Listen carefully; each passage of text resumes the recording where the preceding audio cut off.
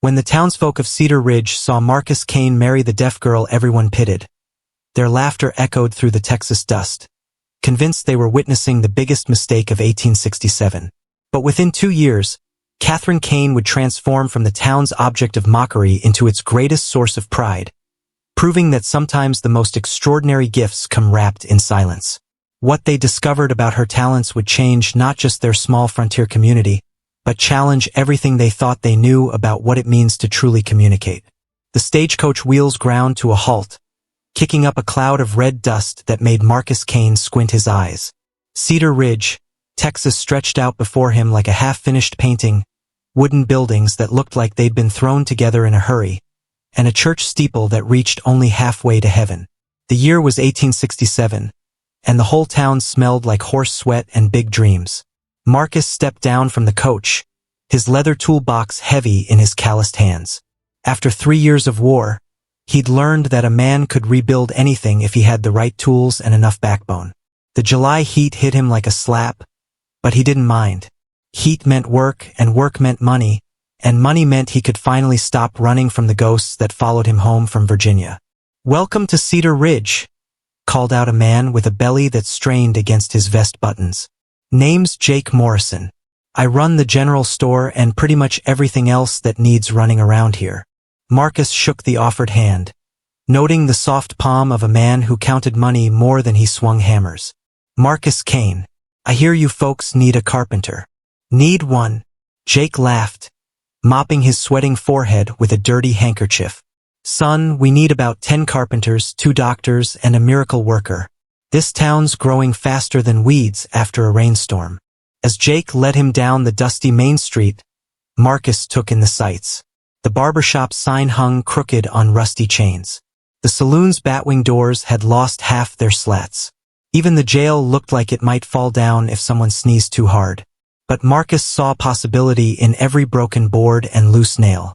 "That there's the widow Patterson's boarding house." Jake pointed to a 2-story building that leaned slightly to the left. "She'll put you up for a fair price, and her cooking won't kill you." "Probably." They passed a group of children playing marbles in the dirt, their laughter mixing with the distant sound of hammering from somewhere near the edge of town. A woman in a faded blue dress swept dust from her front porch, pausing to wave at Jake before disappearing back inside.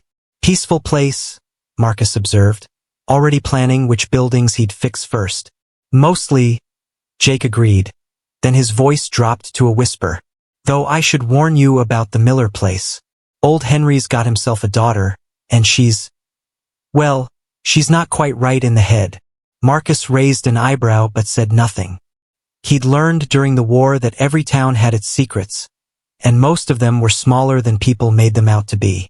"Pretty as a picture, mind you," Jake continued, clearly enjoying having fresh ears for his gossip. "Hair like autumn leaves and eyes green as spring grass. But she can't hear nothing. Not a word. Been that way since she was born." They stopped in front of a half-built schoolhouse, its wooden frame reaching toward the sky like the skeleton of some great beast. Marcus set down his toolbox and ran his hands along the rough lumber, feeling for weak spots and checking the joints. "Shame about the Miller girl," Jake went on, not noticing that Marcus had stopped listening. 22 years old and still living with her daddy. What man's gonna want damaged goods like that? Can't even hear her own wedding vows. Marcus felt something hot and angry twist in his chest. He'd known men during the war who'd lost arms, legs, eyes, good men who'd come home to find their own families treating them like broken toys. The casual cruelty in Jake's voice reminded him of everything he'd hoped to leave behind. "This schoolhouse," Marcus said, changing the subject. "When do you need it finished?" "Before the snow flies, if possible. Kid's been learning in the church, but Preacher Williams says they're too noisy during his Sunday preparations." Marcus nodded, already seeing the finished building in his mind's eye. Straight walls, solid floors, windows that would let in plenty of light for reading. Children deserved better than broken-down buildings and half-hearted efforts. "I'll need to see your lumber supply," he said, shouldering his toolbox again. "And I'll want to talk to whoever's been working on this frame. Some of these joints look solid, but others—" He shook his head. As they walked toward the lumber yard, Marcus caught sight of a small house on the edge of town. It was neater than most, with a flower garden that showed someone cared about beauty even in this rough place. Hanging laundry danced in the hot breeze, and he could see a woman's figure moving behind the windows. "That's the Miller place," Jake said, noticing his gaze. "Like I said, you'd best stay away. Henry's protective of his girl, and she don't take well to strangers anyway. Probably scared of her own shadow." But Marcus wasn't listening anymore. Something about that tidy house and careful garden spoke to him of quiet strength rather than weakness. He'd spent 3 years surrounded by the sounds of war, cannon fire, screaming, the wet thud of bullets finding their mark. The idea of a world where silence meant peace instead of death seemed almost magical. That evening, as Marcus settled into his narrow bed at the boarding house, he found himself thinking about green eyes and autumn hair. Outside his window, Cedar Ridge slowly quieted for the night, but sleep wouldn't come. Something about this place felt different from all the other towns he'd drifted through since the war ended. Maybe it was the way the sunset painted the buildings gold, or the sound of children's laughter echoing off the wooden walls. Maybe it was the promise of honest work and a chance to build something that would last. Or maybe it was the memory of a small house where someone had planted flowers in ground that most people saw as nothing but dirt and possibility. Whatever it was, Marcus Kane had the strangest feeling that his running days were finally over. The morning sun caught the dew on Catherine Miller's roses, making them sparkle like tiny diamonds. She knelt in her garden, her hands gentle as she checked each plant for signs of disease or damage. The work calmed her mind the way it always did, giving her thoughts a place to settle while her body stayed busy. At 22, Catherine had learned to read the world through her eyes and hands instead of her ears. She could tell when rain was coming by the way cats arched their backs, when someone was angry by the set of their shoulders, when winter would be harsh by how thick the squirrels' coats grew. People thought being deaf made her less aware, but it had actually made her more so. She was reaching for her watering can when movement in the street caught her attention. A man she'd never seen before was walking toward the center of town, his stride confident and purposeful. He wore simple clothes, brown pants, a blue shirt, and boots that had seen plenty of hard use. But there was something about the way he carried himself that made her pause in her work. Unlike most strangers who passed through Cedar Ridge, this man didn't seem to be looking for the saloon or the gambling hall. Instead, his eyes took in the buildings like he was measuring them, studying them the way Catherine studied fabric before cutting a dress. When he stopped to examine the crooked sign on the barber shop, she saw him shake his head with what looked like professional disappointment. Catherine's father, Henry Miller, emerged from their small barn, his face already shiny with sweat despite the early hour. He followed her gaze to the stranger and frowned. "Probably another drifter looking for easy money," he said, his voice carrying the bitter tone that had become common since Catherine's mother died 2 years ago. He couldn't see Catherine's face, so he didn't know she was reading his lips. "This town's full of men who think they can get rich quick." But Catherine didn't think this man looked like a drifter. Drifters moved with the lazy confidence of people who didn't care about tomorrow. This stranger moved like someone who built things to last. She watched as Jake Morrison appeared and began talking to the newcomer, his hands gesturing wildly as they always did when he had fresh gossip to share. Catherine had learned to read Jake's lips years ago. He was one of the few people in town who spoke clearly enough for her to understand without much effort. "Welcome to Cedar Ridge," she saw Jake say, and she felt the familiar mixture of curiosity and dread that came with new arrivals. Some people treated her with kindness, others with pity, and still others with the kind of nervous fear that came from not understanding something different. As Jake led the stranger down the main street, Catherine found herself following their progress from behind her garden fence. They stopped at the unfinished schoolhouse, and she watched the newcomer set down a heavy wooden box and run his hands along the building's frame. The way he touched the wood, careful, knowing, respectful, reminded her of how she felt fabric between her fingers when she was planning a new dress. Carpenter, she realized. That explained the toolbox and the way he studied every building he passed. Jake was talking again, his mouth moving in the exaggerated way that meant he was sharing something he considered important. Catherine couldn't make out all the words from this distance, but she caught enough to know they were talking about her. Jake's expression, the way he glanced toward her house, the slight shake of his head, it all added up to the same conversation she'd been the subject of for years. The poor Miller girl. What a shame. Damaged goods. Catherine's cheeks burned with familiar embarrassment, but she didn't look away. She was used to being talked about, used to seeing pity in people's eyes when they first learned about her deafness. What surprised her was the stranger's reaction. Instead of the usual mixture of curiosity and discomfort, the carpenter's face grew dark with something that looked like anger. Not anger at her, but anger at Jake. His jaw tightened, and he seemed to deliberately turn his back on her house, as if refusing to participate in whatever gossip Jake was sharing. Catherine felt something flutter in her chest, a feeling she couldn't quite name. When was the last time someone had defended her, even silently? When was the last time someone had looked annoyed by the way people talked about her instead of looking annoyed by her existence? The two men moved on toward the lumber yard, but Catherine remained in her garden, her hands still and her mind racing. She'd grown up watching people's reactions to her deafness like other children watched storm clouds, learning to predict when kindness might turn to impatience, when curiosity might turn to cruelty. But this stranger had surprised her. In a town where everyone knew everyone else's business, he'd chosen not to listen to the gossip about her. Maybe that didn't mean anything. Maybe he was just being polite. But maybe, just maybe, it meant something more. That afternoon, Catherine walked to the mercantile to buy thread for the dress she was making for Mrs. Patterson. The bell above the door jangled as she entered, and she felt the familiar shift in conversation that happened when she appeared in public spaces. Voices grew quieter, more careful, as if her presence required some special kind of behavior.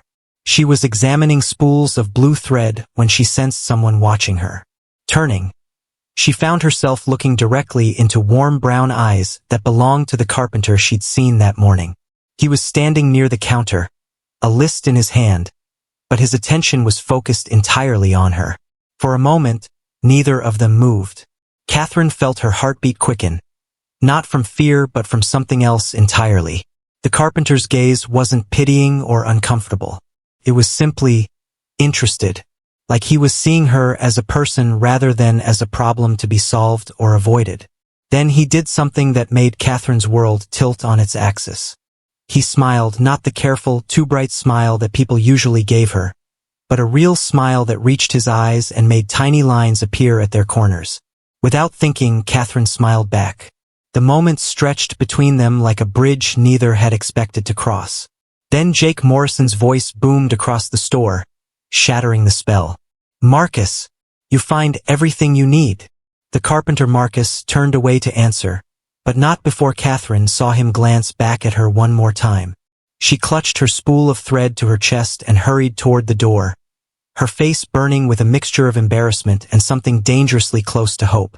As she stepped out into the bright afternoon sunlight, Catherine allowed herself one quick look back through the mercantile window. Marcus was talking to Jake, but his eyes were on her. And unless she was very much mistaken, he was still smiling. For the first time in years, Catherine Miller began to wonder if maybe, just maybe, someone might see her as more than just the deaf girl who lived at the edge of town. Marcus Kane's hammer struck the nail with a force that made the entire schoolhouse frame shudder. 3 days had passed since his encounter with Catherine Miller at the mercantile, and he couldn't stop thinking about those green eyes that had looked at him without fear or pity. Every swing of his hammer seemed to echo the same question. What was he going to do about the deaf girl who'd made his heart skip like a stone across water?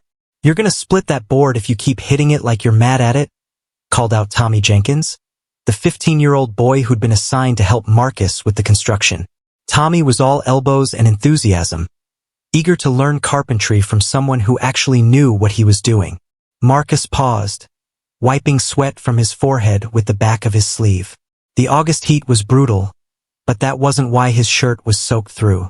Working helped him think, and right now his thoughts were tangled up tighter than fishing line. "Sorry, Tommy. Mind was somewhere else." Marcus examined the nail he'd driven too deep into the wood.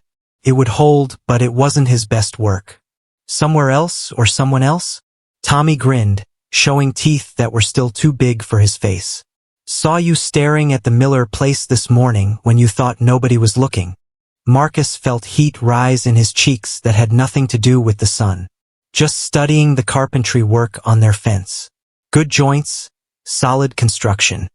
Aha! Tommy's grin got wider.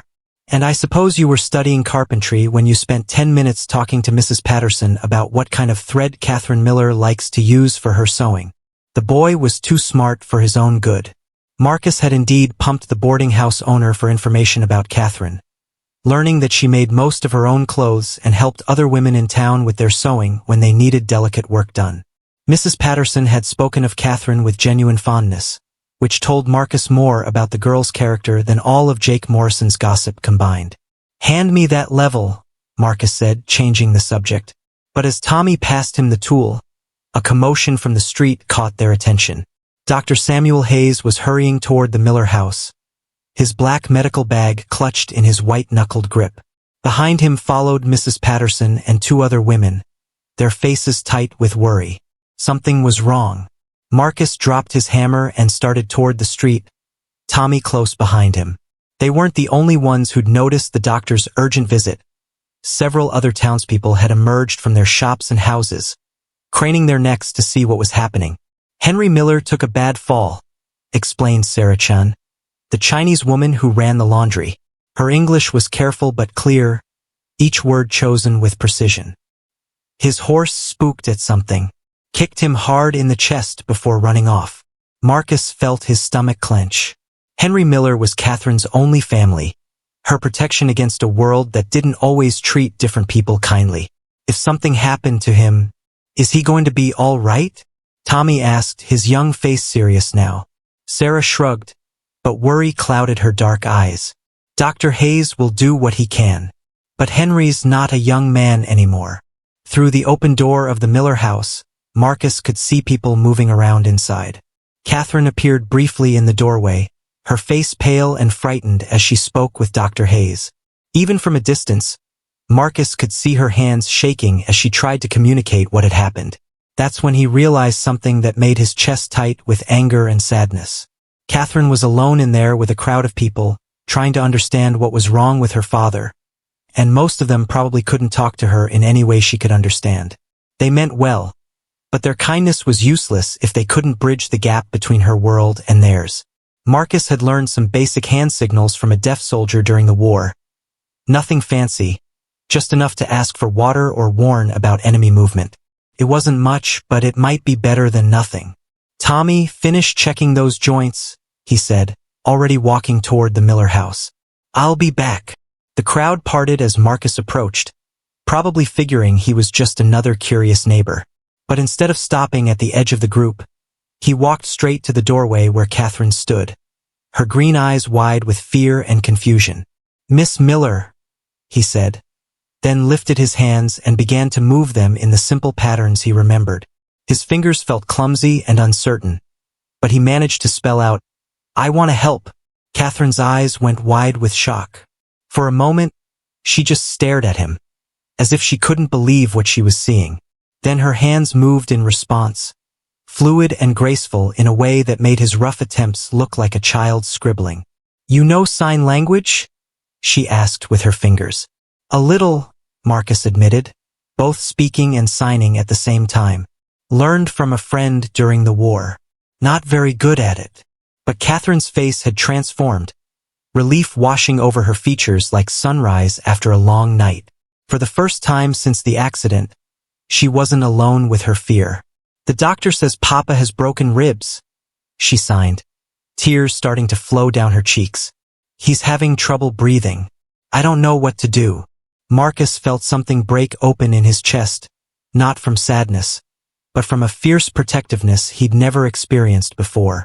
This brave, beautiful woman who faced the world's indifference with such quiet strength shouldn't have to face her worst fears alone. What do you need? He asked, his hands moving more confidently now as muscle memory returned. Someone to help me understand what the doctor is saying, Catherine replied. Someone to help me take care of Papa. Then that's what you'll have, Marcus promised, and meant it with every fiber of his being. As Dr. Hayes emerged from the house, looking tired and grim, Marcus stepped forward to serve as Catherine's voice and ears. It was the beginning of something neither of them had expected. A partnership born from crisis, built on communication that went deeper than words. The people of Cedar Ridge watched this exchange with growing amazement. They'd never seen anyone talk to Catherine Miller with their hands before. Never seen her face light up with understanding and relief. Marcus Kane, the quiet carpenter who'd only been in town for 3 days, was doing something none of them had thought to do. He was treating her like a whole person instead of a broken one. And as the afternoon wore on, with Marcus translating between Catherine and the doctor, helping her understand her father's condition and what his recovery would require, the townspeople began to see something they'd never noticed before. Catherine Miller wasn't the helpless, damaged girl they'd always assumed her to be. She was a woman of strength and intelligence who'd simply been waiting for someone to learn her language instead of expecting her to learn theirs. Marcus Kane was about to discover that in helping Catherine find her voice, he'd also found something he'd been searching for since the war ended. A reason to stop running and start building a life worth staying for. Catherine's hands trembled as she tried to thread the needle, but her mind kept wandering to the man who sat by her father's bedside, reading aloud from the local newspaper in a voice low enough not to disturb the patient's rest. Marcus Kane had been coming to their house every evening for 2 weeks now, ever since Papa's accident, and Catherine still couldn't quite believe he was real. The territorial governor announced plans for a new railroad line. Marcus read, his finger following the words across the page. Papa's eyes were closed, but Catherine could see his chest rising and falling in the steady rhythm that Dr. Hayes said meant he was healing properly. Marcus looked up and caught Catherine watching him. His smile was becoming as familiar as her morning cup of coffee, but it still made her heart flutter like a bird trying to escape a cage. "How's the mending coming along?" he asked, nodding toward the pile of clothes in her lap. Catherine held up the torn shirt she was working on, one of Papa's favorites that had gotten caught on a nail. "Almost finished. Mrs. Patterson brought me 3 more dresses to hem, and the banker's wife wants me to alter her Sunday dress before the harvest festival." What she didn't mention was how the extra sewing work had become a blessing in disguise. With Papa unable to work, they needed every penny she could earn. The accident had shown her just how much their small household depended on his daily wage from the lumber yard. Marcus set down the newspaper and moved his chair closer to where Catherine sat by the window. The late afternoon light made his brown hair look gold at the edges, and she had to force herself to focus on her needlework instead of the way his hands moved when he talked. "I've been thinking," he said, his voice careful in the way that meant he was about to say something important, "about what happens when your father gets back on his feet." Catherine's needle paused halfway through the fabric. This was the conversation she'd been dreading, the one where Marcus would explain that his good deed was finished and he'd be moving on to the next town, the next job, the next life that didn't include a deaf girl and her aging father. "I know you've been worried about money," Marcus continued, and Catherine felt her cheeks burn with embarrassment. Had her worry been so obvious? "But I think there might be a solution that could help both of us." Catherine set down her sewing and gave him her full attention. Marcus took a deep breath, like a man preparing to jump off a cliff. "I've been watching you work," he said, his hands moving along with his words in the simple sign language they'd been practicing together. "The way you sew, the care you put into every stitch. Mrs. Patterson told me you made her daughter's wedding dress last year, and it was the most beautiful thing anyone in 3 counties had ever seen." Catherine felt a flutter of pride mixed with confusion. Where was this leading? "The thing is," Marcus went on, "Cedar Ridge is growing fast. New families arriving every week, women who need someone skilled to make their clothes and fix their mending. But right now, they have to send away to San Antonio or Austin for anything fancy, and that takes weeks and costs more than most folks can afford." Understanding began to dawn in Catherine's mind, bright and terrifying as a lightning strike. "I think you could start your own business," Marcus said, his brown eyes intense with conviction. "A proper dress shop right here in town. I could build you the shop space, help you get started. We could be partners." Partners. The word hung in the air between them like a bridge Catherine wasn't sure she was brave enough to cross. She'd never imagined herself as anything more than Henry Miller's daughter, the quiet girl who helped when asked but never expected to be the center of attention. "I don't know if I could," she began, her hands moving uncertainly. "You could," Marcus said firmly.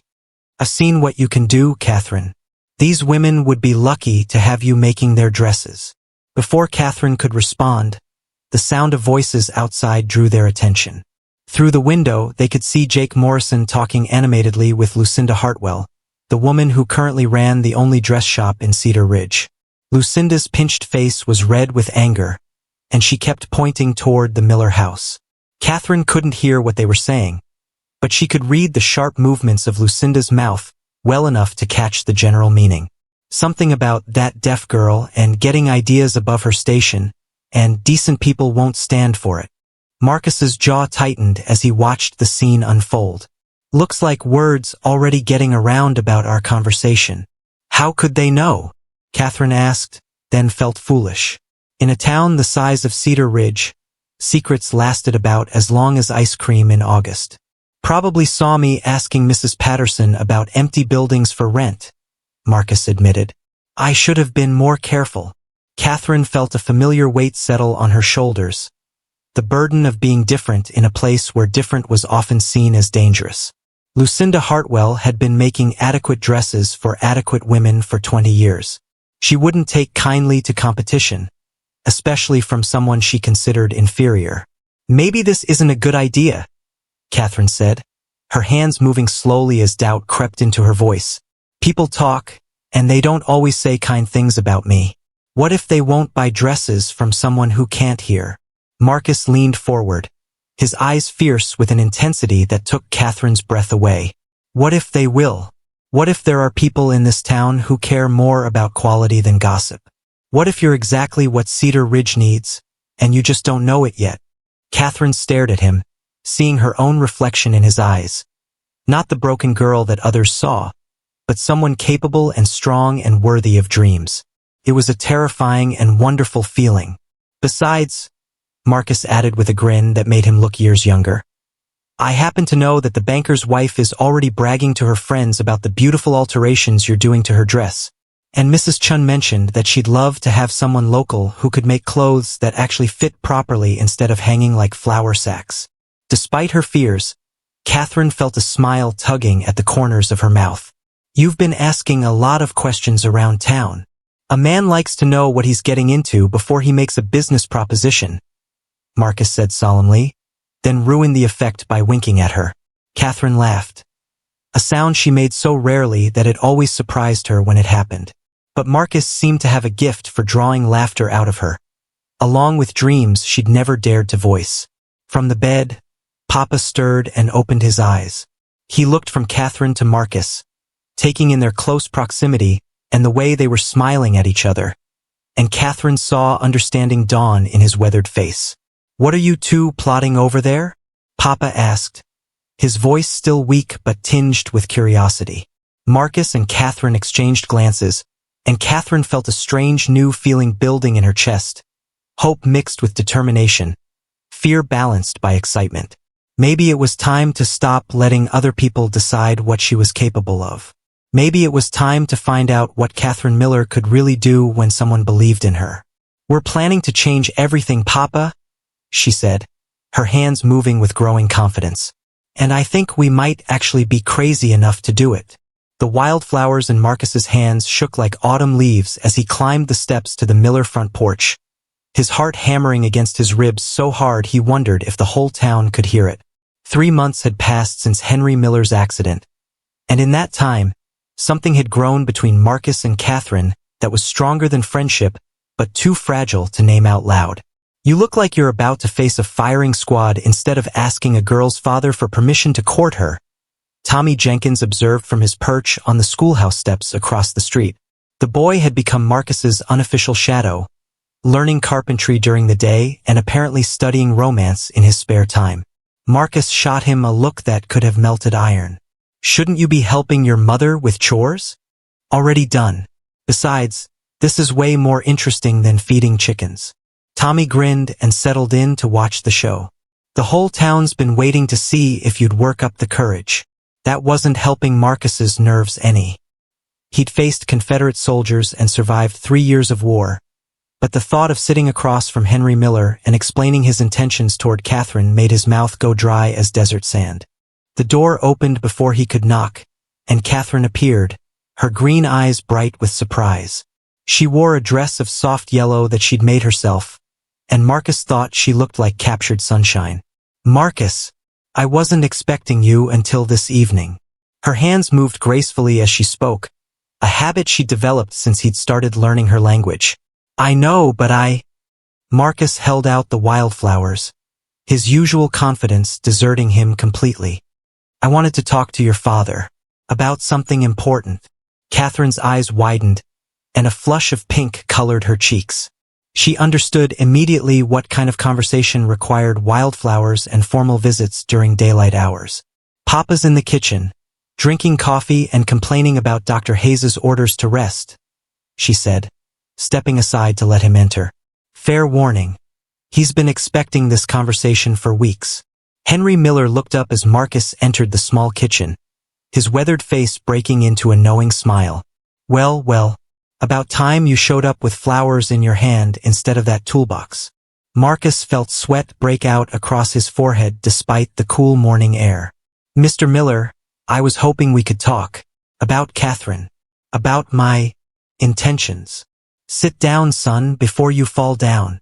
Henry gestured to the chair across from him, amusement dancing in his eyes. "Coffee, please." Marcus's voice came out rougher than he intended. He sat carefully, as if the chair might collapse under the weight of what he was about to ask. Henry poured coffee into a chipped blue mug and pushed it across the scarred wooden table. "You know, Marcus, I've been watching you these past months. Watching how you look at my daughter, how she looks at you. Watching how you learned her language instead of expecting her to struggle with yours." Marcus wrapped his hands around the warm mug, grateful for something to do with his nervous energy.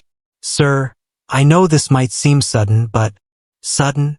Henry laughed, a sound like rocks tumbling down a hillside. "Son, I've been waiting for someone like you to show up in Catherine's life since she turned 16.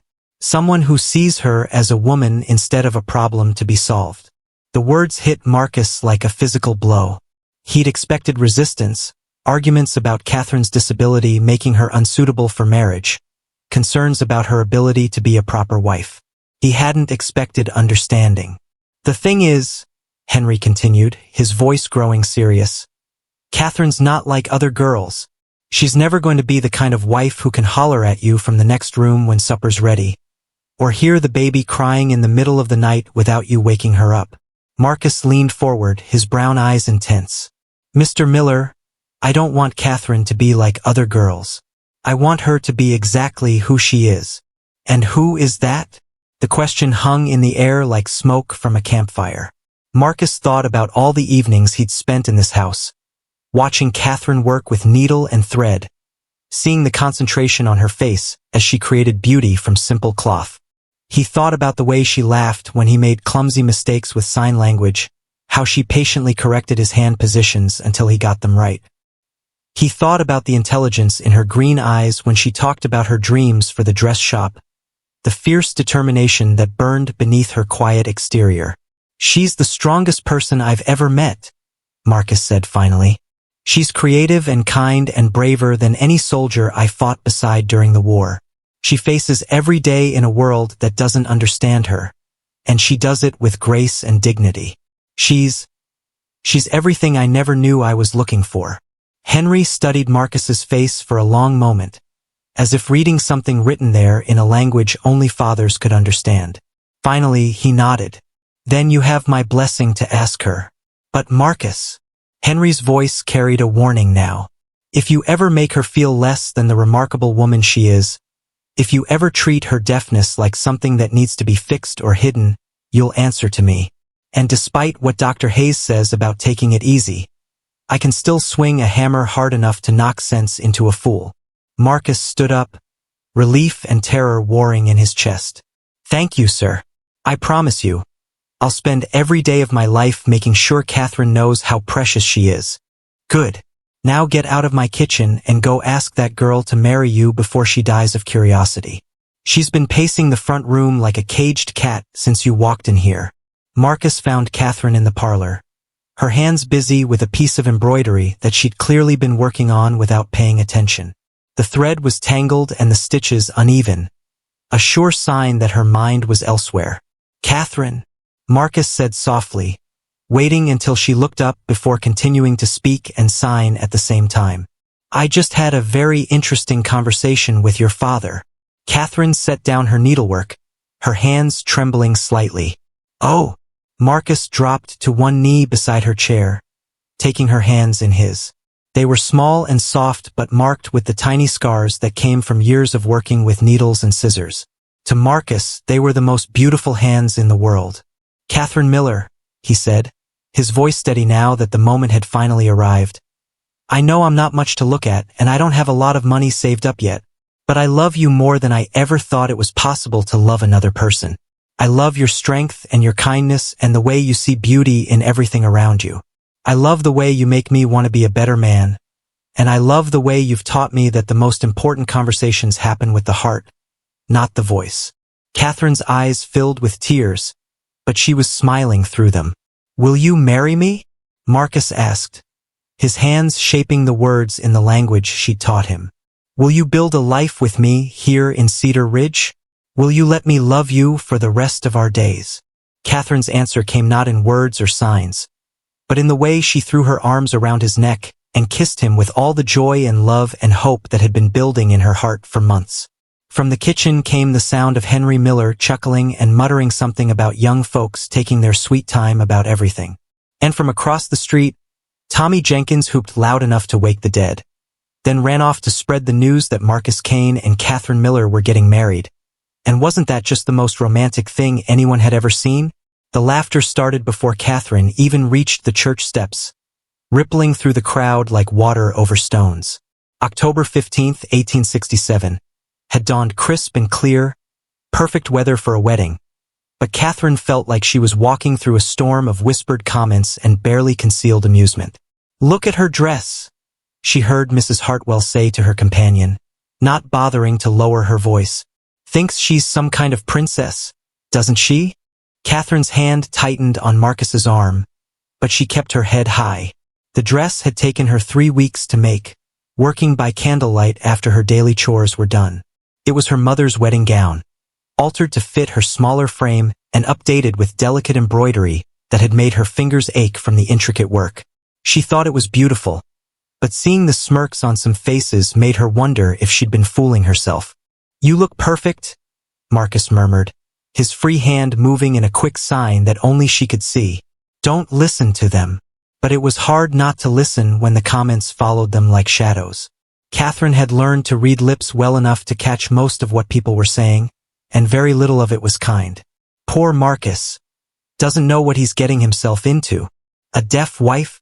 How's she going to know when the baby's crying? Mark my words, he'll regret this before the year's out. Inside the half-finished church, Preacher Williams waited with his Bible open, his kind face creased with genuine happiness for the couple. The pews were packed with townspeople, some there out of friendship, others drawn by curiosity about the unusual wedding. Catherine recognized most of the faces, but she couldn't tell which ones were genuinely happy for her and which ones had come to see if she'd somehow mess up her own wedding ceremony. As they walked down the aisle, Catherine caught sight of her father in the front row, his face beaming with pride despite the lingering effects of his accident. Beside him sat Mrs. Patterson from the boarding house, dabbing at her eyes with a lace handkerchief. Tommy Jenkins grinned at them from across the aisle, his hair slicked down with what looked like half a jar of pomade. But it was the faces in the back rows that made Catherine's stomach clench with anxiety. Jake Morrison and his cronies wore expressions of barely concealed amusement, as if they were watching a performance put on for their entertainment. Lucinda Hartwell sat ramrod straight, her mouth pursed in disapproval that seemed to encompass everything from Catherine's dress to the very idea of the wedding itself. "Dearly beloved," Preacher Williams began, his voice carrying clearly through the small space. "We are gathered here today to witness the union of Marcus Kane and Catherine Miller in holy matrimony." Catherine felt the familiar isolation that came with public gatherings where she couldn't participate fully. She could see the preacher's lips moving, catch some of his words, but the formal language of the ceremony was harder to follow than everyday conversation. Marcus had promised to help her understand, but she hated feeling dependent even on him during what should be the most important moment of her life. Marriage is not to be entered into lightly, the preacher continued, but reverently, deliberately, and in accordance with the purposes for which it was instituted by God. Someone in the back of the church snickered, and Catherine felt heat rise in her cheeks. She could imagine what they were thinking, that this ceremony was some kind of joke, that Marcus was making a terrible mistake out of pity or temporary infatuation. When it came time for the vows, Marcus turned to face Catherine fully, his brown eyes serious and loving. He spoke his promises aloud for the congregation, but his hands moved in the graceful language that belonged to just the two of them. I, Marcus Kane, take you, Catherine Miller, to be my wife, he said, his fingers shaping each word with careful precision. I promise to love you in sickness and in health, for richer or poorer, in good times and bad. I promise to honor you, to cherish you, and to be faithful to you for all the days of my life. Catherine felt tears threaten as she watched his hands form the words that meant more to her than any spoken vows could. When it was her turn, she spoke as clearly as she could, knowing that some people doubted whether she could even talk properly. I, Catherine Miller, take you, Marcus Kane, to be my husband. Her voice was softer than most, shaped by years of not being able to hear herself speak, but it carried clearly through the quiet church. I promise to love you and support you, to stand by your side through whatever comes, and to build a life with you that honors the love we share. But even as she spoke the words that bound her to Marcus forever, Catherine was aware of the whispers starting up again, the subtle sounds of people shifting in their seats and leaning toward each other to share comments. She couldn't hear exactly what they were saying, but she could feel their judgment like a weight on her shoulders. When Preacher Williams pronounced them husband and wife, Marcus kissed her with gentle reverence, his hands framing her face as if she were made of spun glass. The kiss tasted like promises and hope, but it was quickly followed by the sound of applause that felt more polite than enthusiastic. As they turned to face their community as a married couple, Catherine saw the range of expressions in the congregation. Some faces showed genuine happiness. Mrs. Patterson was openly crying now, and Tommy Jenkins looked ready to burst with excitement. Dr. Hayes nodded approvingly, and even Sarah Chun from the laundry offered a small, warm smile. But there were others whose expressions ranged from skeptical to openly amused. Catherine heard someone say, "Give it 6 months," as they walked back down the aisle, and another voice responded with, "I'm betting 3.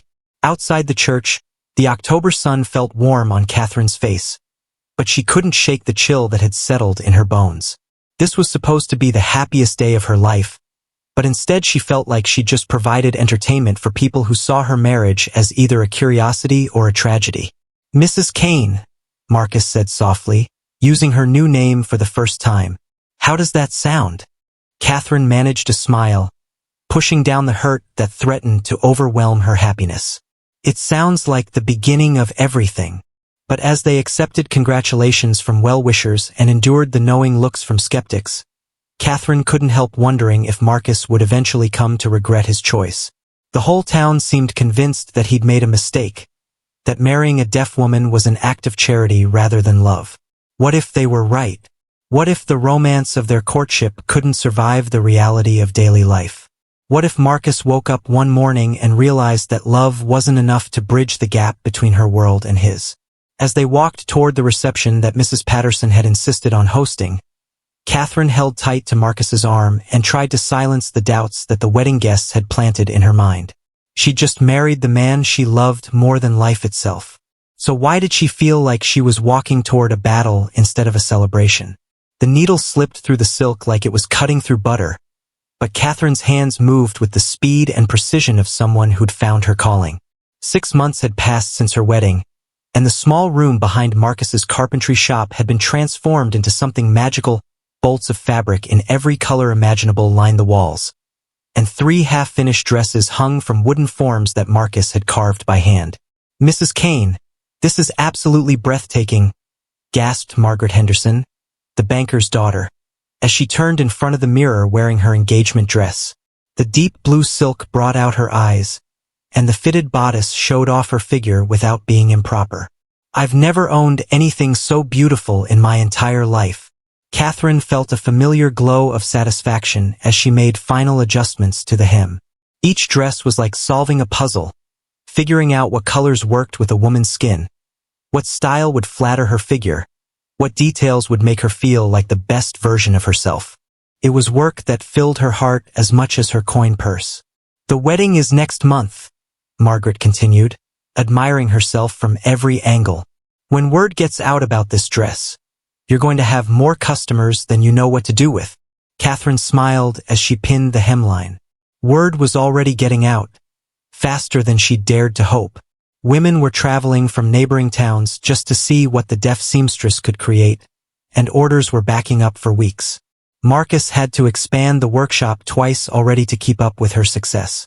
The bell above the door chimed, and Catherine looked up to see Martha Collins enter with her teenage daughter in tow. Martha's face was flushed with excitement, and she was practically bouncing on her toes. Catherine, oh, I'm so glad you're here. I have the most wonderful news. Martha's lips moved quickly, making her harder to read than usual, but Catherine caught the important parts. Something about the territorial governor's wife coming to Cedar Ridge. Something about a dress for a very special occasion. Slow down, Martha, Catherine signed with a laugh. What's this about the governor's wife? She's coming here, to Cedar Ridge, next month for the Harvest Festival. Martha's words tumbled over each other in her excitement. And she specifically asked about you. Someone told her about your work, and she wants to commission a gown for the territorial capital's Christmas ball. Catherine felt the blood drain from her face. The governor's wife, coming here, wanting her to make a dress for the most important social event in the territory. Are you certain? Catherine's hands moved carefully, not quite daring to believe what she was hearing. Absolutely certain. Mayor Caldwell got the letter yesterday. She'll be staying for 3 days, and she wants to meet with you personally to discuss the design. Martha was practically glowing with excitement. Catherine, do you realize what this means? If the governor's wife wears your dress to the Christmas ball, every important lady in Texas will want one of your creations. Margaret Henderson, still wearing her engagement dress, turned from the mirror with wide eyes. This is incredible, Catherine. You're going to be famous. But Catherine felt a familiar knot of anxiety forming in her stomach. Fame meant attention, and attention meant scrutiny. It meant people looking for reasons to criticize, ways to tear down what she'd built. It meant pressure to be perfect when she still felt like she was learning as she went. What if I'm not good enough? Catherine asked, her hands moving hesitantly. What if I disappoint her? Not good enough? Martha looked at Catherine like she'd grown a second head. Honey, you made my sister's wedding dress so beautiful that 3 women cried just looking at it. You turned my plain brown church dress into something that made my husband remember why he married me. You're the most talented seamstress in 3 counties. Catherine wanted to believe Martha's confidence, but doubt gnawed at her like a persistent ache. She thought about Lucinda Hartwell, who'd been making snide comments about certain people getting too big for their britches whenever Catherine passed her shop. She thought about the whispers that still followed her through town sometimes, the people who seemed to be waiting for her to fail so they could say they'd known all along that Marcus had made a mistake. The workshop door opened again, and Marcus entered, his face bright with the satisfaction of a man who just finished a challenging project. He took in the scene, Margaret still in her engagement dress, Martha practically vibrating with excitement, and Catherine looking pale and worried. What's going on in here? He asked, his hands moving along with his words in the habit they'd both developed. The governor's wife wants Catherine to make her a dress, Margaret blurted out before anyone else could speak. For the Christmas ball in Austin. Can you believe it? Marcus's face transformed with pride and excitement. He crossed the room in 3 quick strides and swept Catherine into his arms, spinning her around until she laughed despite her worries. Catherine, this is wonderful, he said, setting her down but keeping his hands on her waist. I'm so proud of you. But what if I can't do it? Catherine asked, her fears tumbling out in a rush of movement. What if the dress isn't what she wants? What if I embarrass myself, embarrass you, embarrass the whole town? Marcus cupped her face in his work-roughened hands, his brown eyes serious and loving. Catherine Kane, you are the most talented woman I've ever known. You're going to create something so beautiful that the governor's wife will feel like a queen wearing it. But the pressure will make you do your best work, Marcus interrupted gently, just like it always does. Remember the first dress you made for Mrs. Patterson? You were terrified then too, and it turned out perfect. Catherine looked around her workshop, at the evidence of her success, at the women who believed in her abilities, at her husband whose faith in her never wavered. Maybe Marcus was right. Maybe instead of worrying about what could go wrong, she should focus on what could go right. Besides, Marcus added with a grin that made him look like a mischievous boy, I have complete faith in my wife, and if anyone gives you any trouble about this commission, they'll have to answer to me. Margaret clapped her hands together excitedly. Oh, this is going to be so exciting. The whole territory will be talking about Catherine Kane's dress. That evening, as Catherine and Marcus sat on their front porch watching the sunset paint the sky in shades of gold and pink, Catherine found herself thinking about how much her life had changed in such a short time. A year ago, she'd been just Henry Miller's deaf daughter, pitied by some and ignored by most. Now she was Catherine Kane, respected businesswoman, with customers lining up for her services and the governor's wife wanting to wear her creation. Scared? Marcus asked softly, taking her hand in his. Terrified, Catherine admitted, but excited too. Is that strange? Not at all. The best things in life are usually a little scary at first. Marcus squeezed her hand. You know what I think? What? I think you're about to show the whole territory what I've known all along, that you're extraordinary. Catherine leaned against Marcus's shoulder, feeling the solid warmth of him, the steady certainty of his love. Tomorrow would bring new challenges, new pressures, new opportunities to succeed or fail. But tonight, sitting here with her husband in the golden light of evening, she felt ready to face whatever came next. After all, she'd already conquered the impossible by finding love in a world that had tried to convince her she was broken. How hard could it be to make one dress for one important woman? As it turned out, Catherine was about to discover that sometimes the biggest challenges come not from the work itself, but from the people who can't stand to see others succeed. The morning sun hadn't even touched the windowsills when Catherine found her workshop door standing wide open, hanging crooked on its hinges like a broken wing. Her heart hammered against her ribs as she stepped inside, and what she saw made her stomach drop like a stone thrown down a well.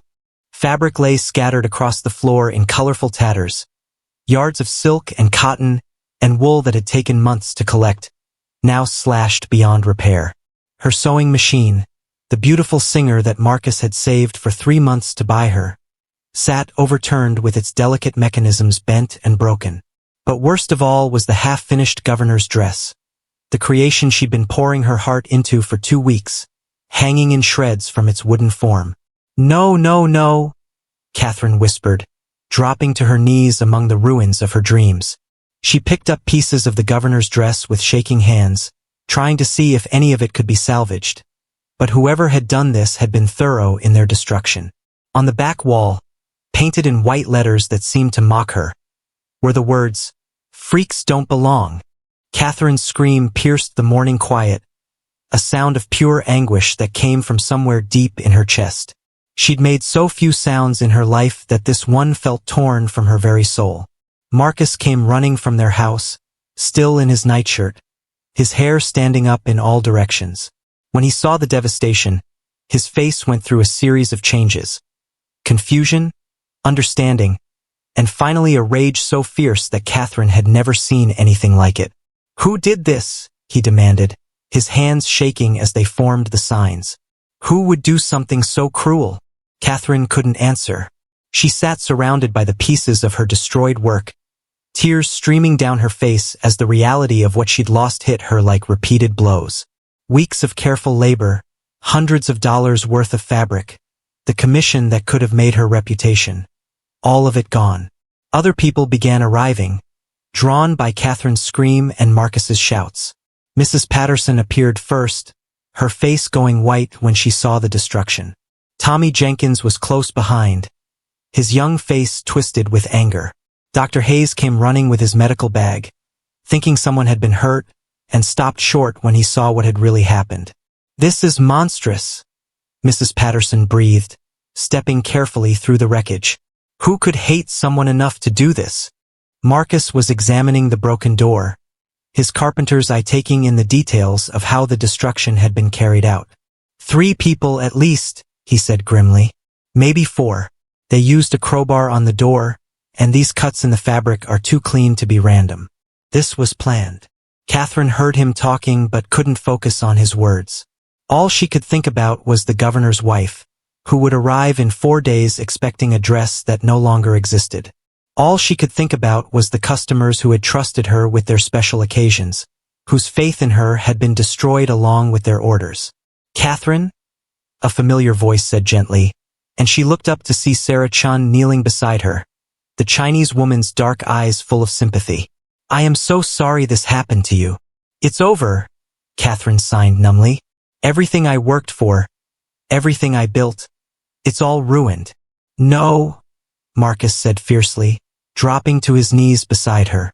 "This isn't over. We'll rebuild. We'll start again. With what?" Catherine's hands moved sharply, anger and despair making her gestures choppy. "The governor's wife comes in 4 days. For days, Marcus. Even if I had fabric, even if I had a working sewing machine, I couldn't recreate weeks of work in 4 days. Then we'll explain what happened. She'll understand. Will she?" Catherine's laugh was bitter. "Or will she think I'm just making excuses because I wasn't good enough to deliver what I promised? Either way, my reputation is destroyed." Marcus looked around at the devastation, his jaw working as he tried to find words that could fix this. But how do you repair destroyed dreams with promises? How do you rebuild trust when someone has deliberately tried to tear it down? "We'll find out who did this," Tommy said suddenly, his young voice fierce with determination. "And when we do, they'll pay for it." "That won't bring back my work," Catherine replied. But something in Tommy's certainty made her look up. "Maybe not," the boy admitted. "But it'll make sure they don't do it again." "And Catherine?" He waited until she was looking directly at him. "My ma's got a sewing machine that she never uses. It's old, but it works. And Mrs. Chen's got fabric from the dresses she was going to have you alter. It's not everything you lost, but it's something." Other voices began joining in, offering help that Catherine hadn't expected. Mrs. Patterson had fabric stored in her attic, remnants from her daughter's trousseau. Dr. Hayes's wife had a set of fine needles that she'd brought from back east. Even Margaret Henderson, still glowing from her engagement, offered to help with the simpler sewing tasks. "You see," Marcus said, his hands moving gently now. "You're not alone in this, Catherine. The whole town wants to help you succeed." "Not the whole town," Catherine replied bitterly, gesturing toward the painted message on her wall. Marcus's face darkened again. "No, not everyone. But the people who matter, the people whose opinions count. They're all here, ready to help you fight back." Catherine looked around at the faces surrounding her, people who had watched her build her business from nothing, who had seen her talent and determination overcome every obstacle. For every person who had tried to tear her down, there were 3 others ready to lift her up. "The governor's dress," she said slowly, an idea beginning to form in her mind. "If I worked day and night, if I had help with the cutting and pinning." "You'd need a miracle," Mrs. Patterson said gently. "Then we'll make one," Marcus declared, his brown eyes blazing with determination. "Catherine Kane is going to deliver the most beautiful dress the governor's wife has ever seen, and the whole territory is going to know that destroying someone's dreams only makes them come back stronger." Catherine felt something shift inside her chest. Not hope exactly, but something fiercer. Stubbornness, maybe. Rage at whoever had tried to break her. Determination not to let them win. "For days," she said, her hands moving with growing confidence. "We have 4 days to prove that some things can't be destroyed by jealousy and hate." For days, Marcus agreed, reaching out to take her hands in his. But we won't be working alone. As Catherine looked around at the destroyed workshop that represented months of dreams and labor, she felt something she hadn't expected, not just sadness and anger, but a fierce determination to prove that she was stronger than whoever had tried to break her. They thought they could destroy her by destroying her work. They were about to learn that they'd only made her more determined to succeed. The question was, could she really recreate weeks of intricate work in just 4 days? And even if she could, would the governor's wife still want a dress made by someone the town's troublemakers thought didn't belong? Catherine's fingers moved like lightning across the emerald silk, her needle finding its rhythm in the candlelit darkness of the third sleepless night. Around her, the workshop hummed with quiet activity. Mrs. Patterson cut pattern pieces by lamplight. Sarah Chun pressed seams with careful precision, and even Margaret Henderson sat in the corner, hand-stitching delicate beadwork despite her protests that she wasn't good with a needle. How much more on the bodice? Marcus asked softly, setting a cup of coffee beside Catherine's elbow. His eyes were red-rimmed from exhaustion, but he'd refused to leave her side since the reconstruction began. Catherine held up the intricate piece she'd been working on, examining it in the flickering light. The emerald silk seemed to glow like captured starlight, and the hand-sewn pearls caught every glimmer from the candles. It was beautiful work, perhaps the best she'd ever done. But was it enough? 6 more hours, maybe 7. She signed with one hand while continuing to sew with the other. If nothing goes wrong. But even as she said it, Catherine could feel the weight of the impossible task pressing down on her shoulders. The governor's wife would arrive tomorrow afternoon, expecting a gown that had taken Catherine 3 weeks to design and plan the first time. Now she was trying to recreate it from memory in just 4 days, working with borrowed materials and desperate hope. "It's magnificent," whispered Mrs. Patterson, holding up the skirt she'd been hemming. "I've never seen anything so elegant in all my years." Catherine paused in her stitching to look at what they'd accomplished. The dress was taking shape like a dream made real, flowing lines that would flatter any figure, details that spoke of hours of careful planning, colors that would make the wearer look like royalty. But would it be finished in time? More importantly, would it matter if it was? "Catherine," Sarah Chun said quietly, her accented English careful and precise. "I heard something today at the market that you should know." Catherine's needle stopped moving. Sarah's tone carried warning, and after 3 days of non-stop work, Catherine wasn't sure she could handle any more bad news. "What is it?" "Mrs. Hartwell has been talking, telling people that the governor's wife should be warned about your situation." Sarah's face flushed with embarrassment at having to repeat such cruel words. "She says important people shouldn't be subjected to dealing with someone who is different."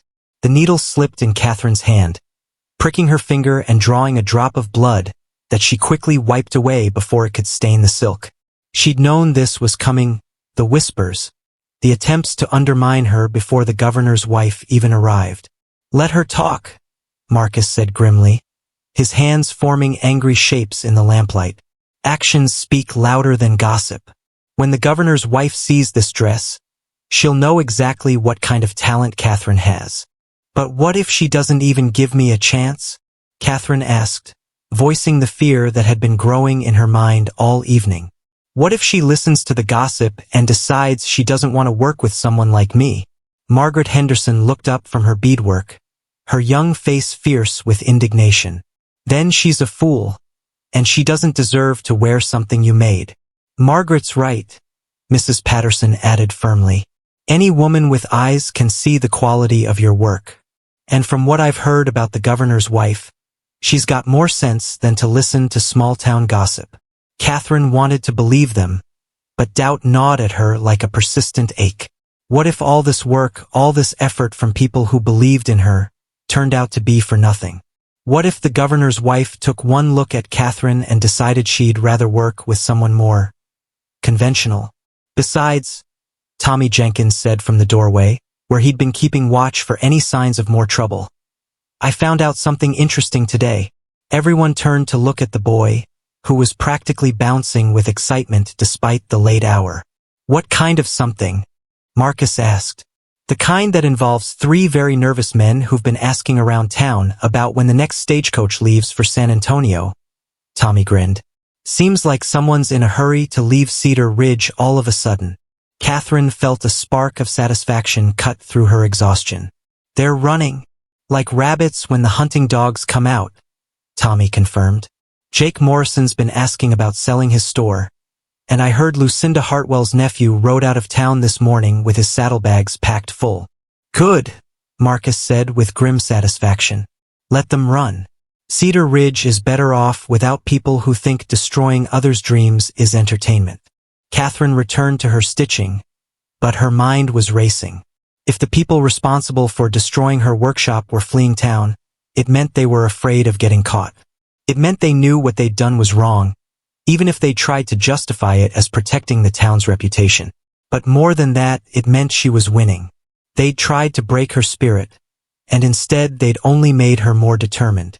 They tried to isolate her, and instead the whole community had rallied to her support.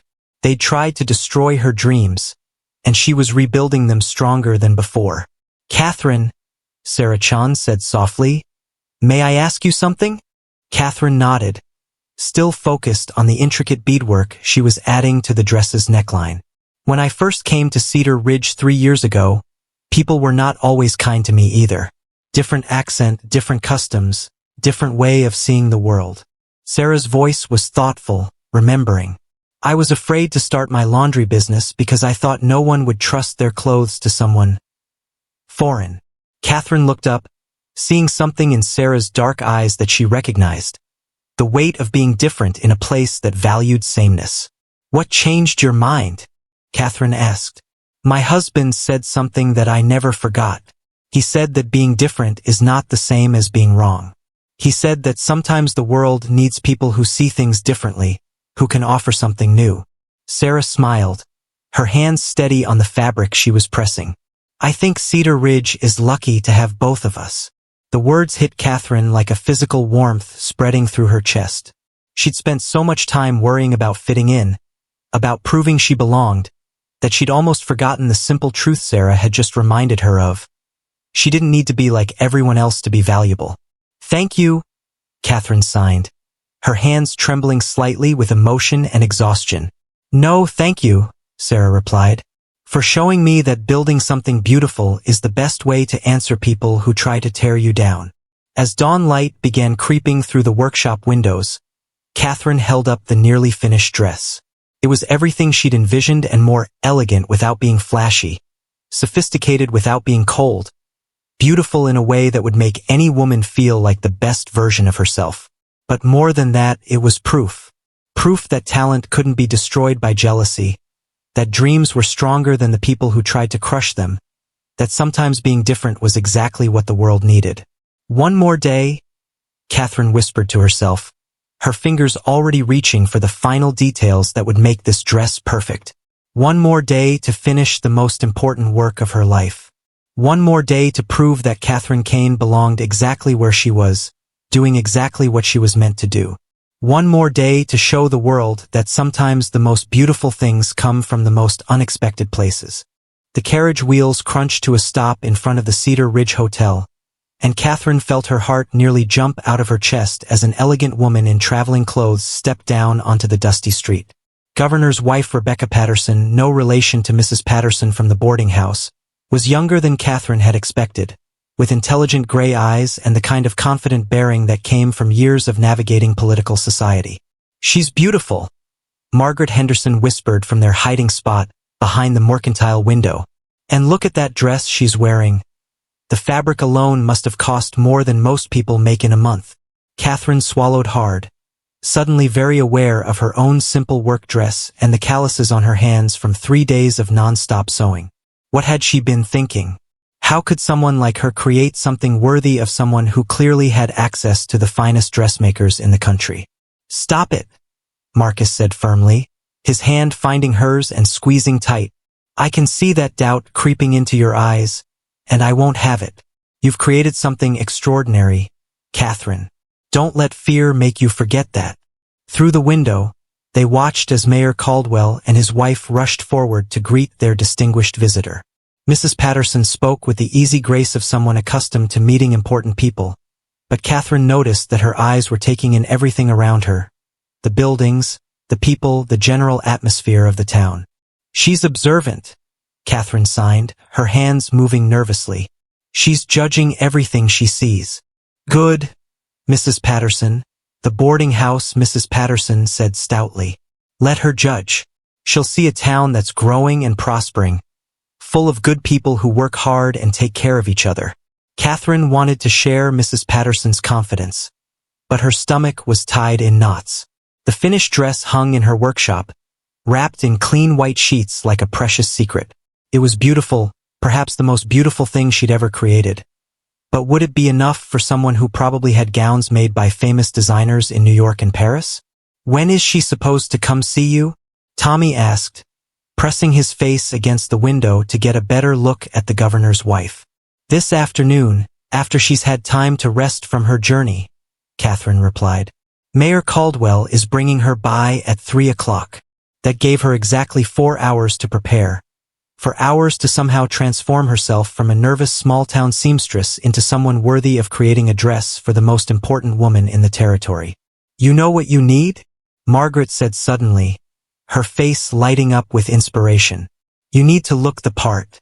Show her that you're not just talented, but professional. Before Catherine could protest, Margaret was dragging her toward the workshop, chattering excitedly about hairstyles and proper dress. Mrs. Patterson and Saracen followed, caught up in Margaret's enthusiasm, and soon Catherine found herself the center of a whirlwind of activity.